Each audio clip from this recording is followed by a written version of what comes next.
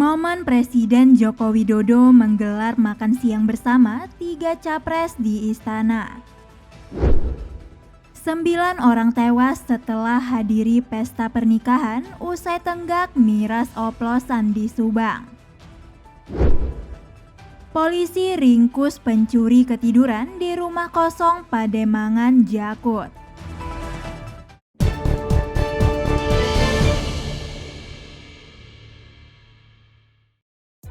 Presiden Joko Widodo mengundang 3 bakal calon presiden atau capres di Pilpres 2024, yakni Anies Baswedan, Ganjar Pranowo, dan Prabowo Subianto untuk santap siang bersama di Istana Merdeka, Jakarta pada Senin 30 Oktober 2023. Di ruang makan Istana Merdeka Jakarta, Jokowi bersama ketiga bakal capres itu duduk mengelilingi meja makan bundar. Pada jamuan makan siang yang dimulai sekitar pukul 12.30 waktu Indonesia bagian Barat itu, Jokowi mengenakan pakaian batik putih bercorak biru dan duduk di antara Ganjar Pranowo dengan batik merah dan Prabowo dengan batik coklat. Sementara itu, Anies Baswedan yang berpakaian batik coklat tua duduk berhadapan langsung dengan Jokowi. Pada meja makan tampak sejumlah menu makanan yang dihidangkan, seperti ayam rolade, lontong, rendang, jus jeruk, ayam kecap, hingga tahu masak bacem.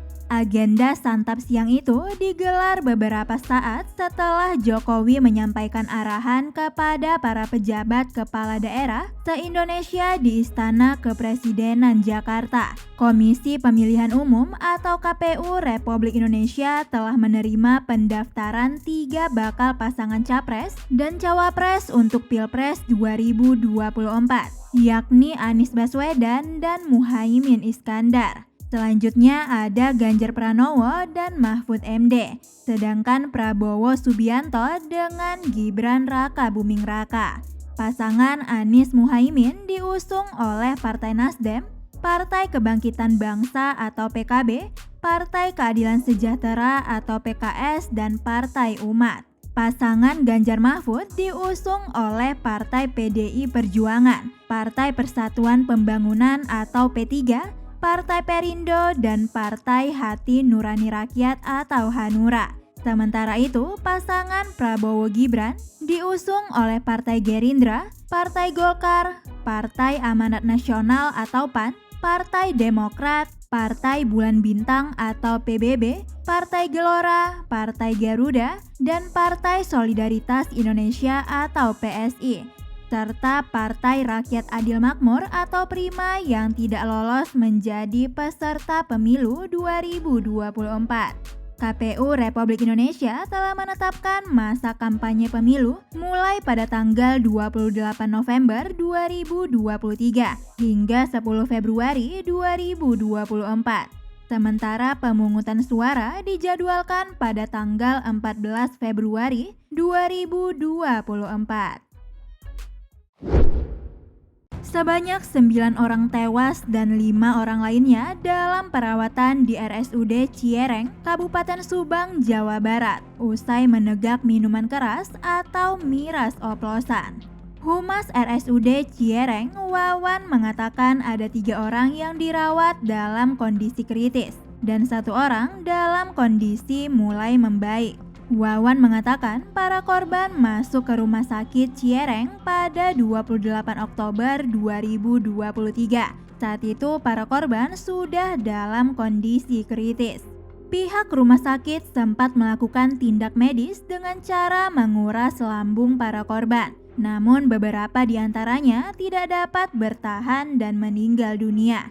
Kabid Humas Polda Jabar, Kombes Pol Ibrahim Tompo, menuturkan para korban menegak minuman keras oplosan di Kampung Cipulus, Desa Sagalaherang Kaler, Sagalaherang, Kabupaten Subang. Ibrahim mengatakan awal informasi yang didapat pesta miras oplosan itu terjadi saat pesta pernikahan seorang warga yang terjadi pada Sabtu 28 Oktober 2023 di Kampung Cipulus, Sagalaherang, Kabupaten Subang. Para korban berkumpul dan membeli minuman beralkohol atau miras oplosan di Kampung Jabong. Selanjutnya, para korban meminum minuman keras di acara pernikahan tersebut.